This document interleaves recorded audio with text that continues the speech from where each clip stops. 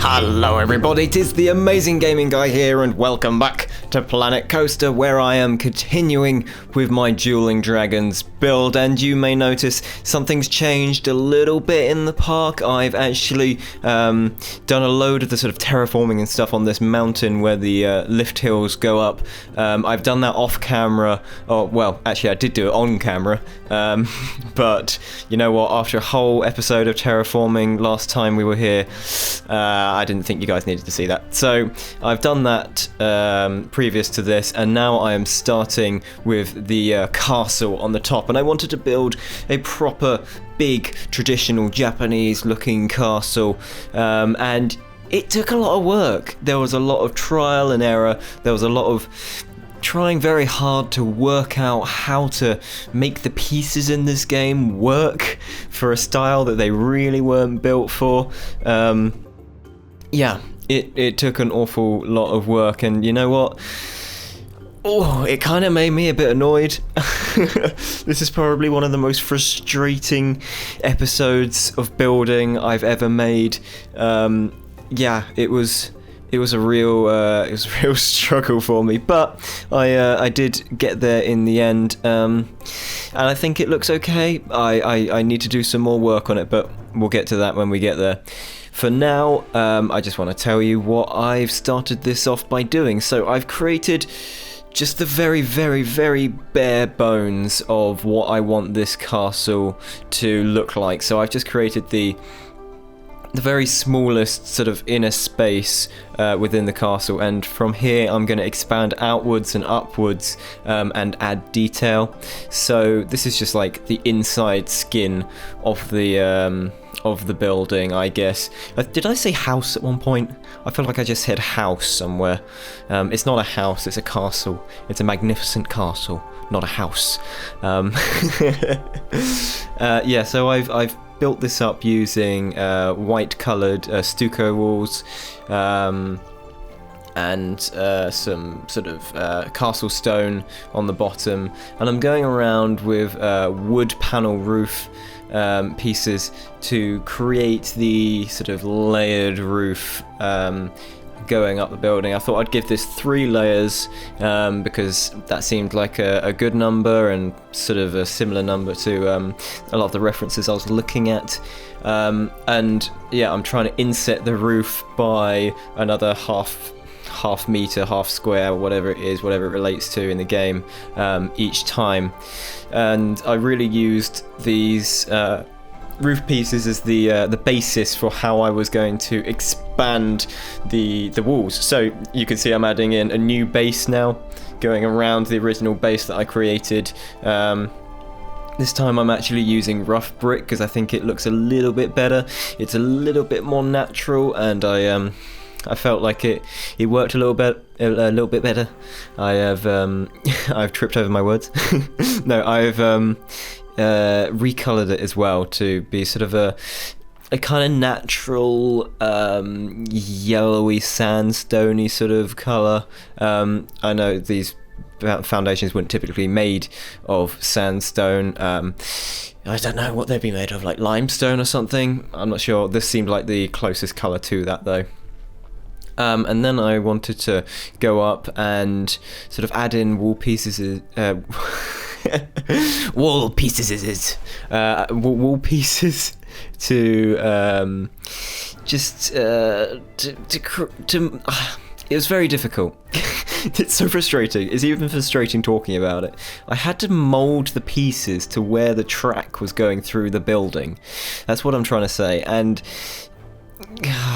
what this game really needs is, like, I know it's got different pieces in terms of the height of the wall, but it really needs different pieces in terms of the width of the wall as well. What I really could have done was like a half width wall piece, you know? Like, they could do a whole new set of pieces which are different height variations of a half width wall. It's even a tongue twister saying it. Yeah, so it just made it really difficult to mould it to the shape of the ride when I had to use wall pieces, which was so wide.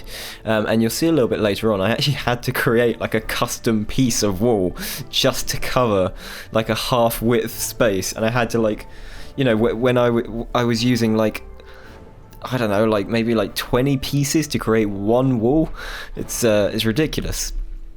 So yeah, it took a lot of work, but I've sort of inset the walls going up now, and I'm trying to create the roof on top. And typically this roof sort of turns around and faces a different direction. And I've also tried to give it a little bit of sort of a slope by using a shallower roof than a more steep roof for the sort of peak of this roof. I think it works okay. It's the best way that I can do it, really. And then I've just gone around and I have filled in the bits of wall there. Now I'm on to the detail of the building, and this was difficult as well. It's such a tricky shape. I just couldn't get my head around the shape half the time, and the controls were bugging me and everything. And I'm just complaining this episode. I'm sorry. Yeah, so what I'm trying to do here is create like a more detailed sort of underside to the roof, like a support for the roof, I guess, just to help blend it with the rest of the building, and also to, you know, add detail and visual interest to it. And that's also what I'm doing on this part here as well, going around, starting with these sort of it could be concrete or just regular stone, I'm not sure, these sort of pillars that I've put on their sides to act as a sort of a underside to the roof, I guess. And then I wanted to go through and add even more sort of detail, like you can see these little bits like popping through, these little wooden bits that are just sort of protruding out, and adding a lot of sort of artistic and architectural interest to the building. And I had to copy and paste these around a number of times to create all four sides, which again was annoying and difficult, but I won't complain about it. I will just deal with it. Yeah, I sort of experimented with like different ways to create an underside to this, and I sort of gave up in the end. I was like, you know what, you're not going to look too far up under that, and it doesn't look too bad anyway, so I'm not going to create an underside. And then I went around with these wooden fences, and I sort of inset them into the underside of the sort of edge of these roofs, again just to add a little bit more visual detail, and also, you know, these sorts of details I did see on buildings and references I was looking at, and I've done similar things elsewhere in the sort of Japanese area of the park, so it seemed to fit on this part of the building. I've just bumped my mic there and you probably heard that. I'm really sorry. Rest in peace, your ears. I'll try and turn it down in post.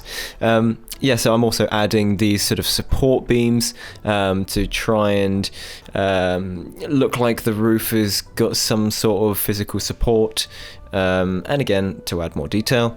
And then finally I was going around and I was putting these wooden beams onto the side of the building to give it a little bit of structure, to give it a little bit of sort of more accurate an appearance, you know, because these are shapes and materials that would traditionally be on sort of a more not so wealthy building, if you know what I mean. This is meant to be a very traditional and not so extravagant looking building. I had some comments and some people talking, in fact I spoke to Joe about it quite a bit as well, talking about the differences between Japanese and Chinese architecture, and something that we really focused on was the fact that colour and extravagance is a lot more prominent in Chinese architecture than it is in Japanese. Japanese seems to be a lot more for the most part, a lot more muted and traditional in its materials and looks. So that's kind of what I was trying to go for here. I was trying to make it not too extravagant in its appearance, even though it is meant to be, you know, a big castle on a hill, and very much the centerpiece of this ride. I wanted to keep it realistic, keep it simple, so that's why I've chosen to use these rather more mundane and traditional looking materials, a lot more natural the materials as well. There's not much painted here. It's very much as it comes, you know, natural wood and natural wool material colors and that sort of thing. And then I went around and I was trying to copy and paste the details that I had made on the wall. In hindsight, what I should have maybe done is create a blueprint. Maybe that would have been a bit easier. I'm not sure. I don't know whether the game needed restarting or something, but it really started bugging out, and like you can see the direction arrows when I'm trying to move things, they're completely on the wrong axis. I don't know what happened there. Maybe it's because I had loads of different pieces facing different directions and stuff. I don't know. Oh, it made it so much more difficult, and that was just one of the few of many problems that I encountered whilst I was making this. I'll sing the praises of this game to heaven and back, but always got problems as well. No game is perfect, and this one certainly was showing its non-perfect side to me when I was making this building.